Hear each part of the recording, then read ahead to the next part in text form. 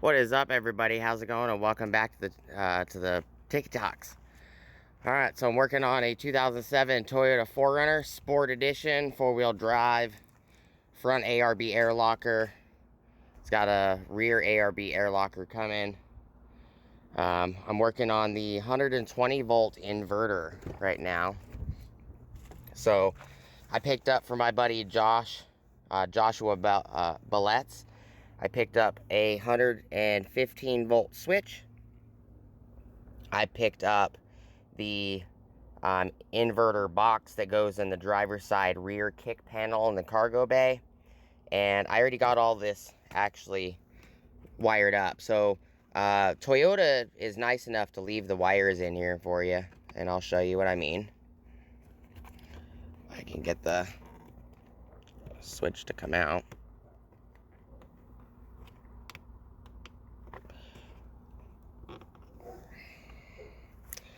Pocket pry bar to the rescue. There we go. Alright, so this is the factory harness. So if yours does not have this plug at all, and let me get it there we go, got it unplugged. This has actually a locking latch, so it will not come undone unless you push this little pin right here through the back. So the way, if a feature is not installed in a vehicle, it will be folded like that. It'll actually be folded like that, nice and neat, with a little electrical tape like that. And it will be tucked up here in the dash. So all you got to do is unroll it. Mine also has one other plug, which is a blue plug for the auto LSD. So Toyota just puts the limited edition wire harness in and on every vehicle, and then they just do not put the plug in. There we go. And I could show you that it functions. Just give me a second. I got everything that was in my cargo bay up here. Vehicle's on. Alright, so you can see my compressor light right there. So if I push this switch, you can see the light turns on. It's a factory harness. There is a relay that you do also have to put in, which Toyota just doesn't put the relay in. I'll come over here to the hood and I'll show you where the relay goes. So in the large fuse panel box right here, the relay that goes for the 115 volt, it will actually be on here. This is how the display goes. So AC 115 volt inverter, and that would be this guy right here. I just happen to have another one of these because I actually had a fuse panel, an interior fuse panel, and it has a bunch of these small 4-pin relays. So that relay right there, and this takes, as an example, these right here, which are Toyota 90987-02016 relays.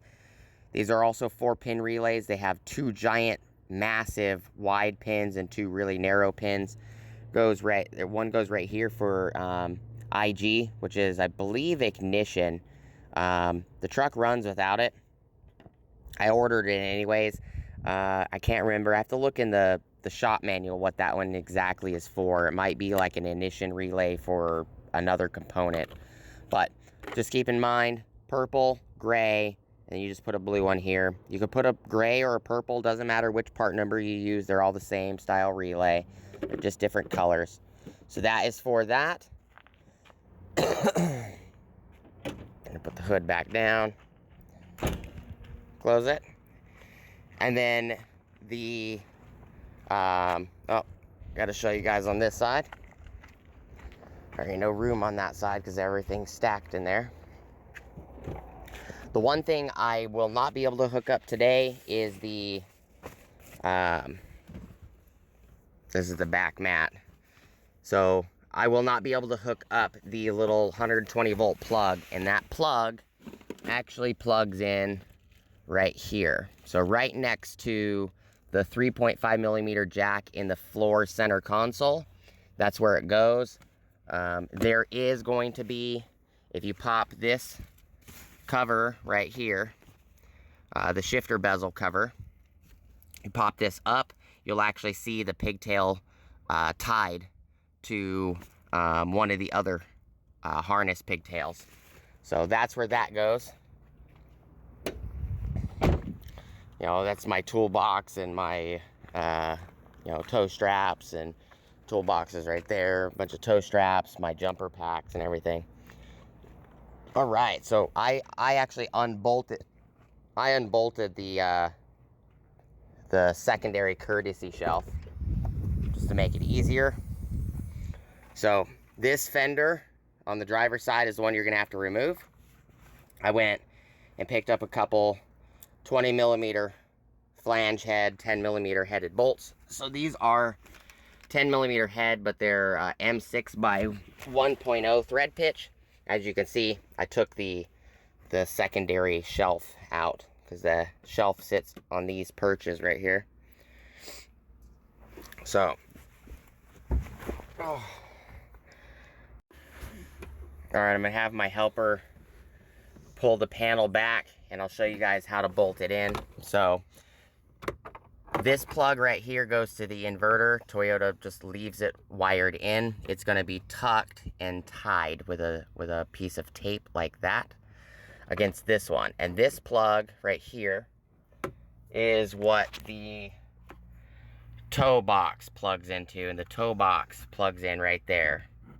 So I already put the box in here. So the way this goes is there is a little hook on this side for the inverter box, and it's gonna hook into the front right down there. You can see that little secondary hole.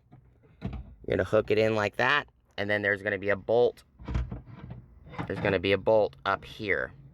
So I'll show you guys. It's gonna go, the little hook's gonna go in here, the bolt's gonna go in here, and then there's gonna be a bolt right there. It's kind of hard to see, it's right there, but I will show you guys as soon as I get everything plugged back in, show you guys what it looks like. So you just gotta lean the panel back. You're gonna want to take out the secondary shelf. You're gonna want to lean your seats forward and everything.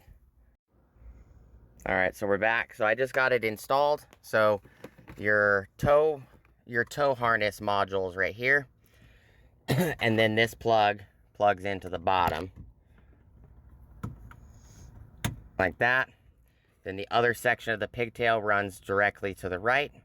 The box mounts with a little pin that goes into a hole, a bolt there. And then there's one bolt right there. It's kind of hard to see.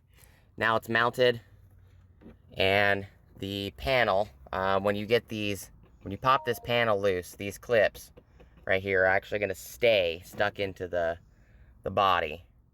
There's a couple of them. There's one here, here, and here. This one actually stayed, which makes it easy. This panel you actually push down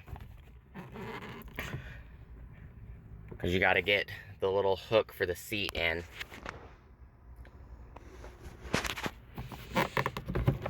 There you go. Push it down like that. And then you got these little bitty clips at the top. And then you have a little cubby here, and then there's a bolt here that I took out. And then you should be able to just clip it back in.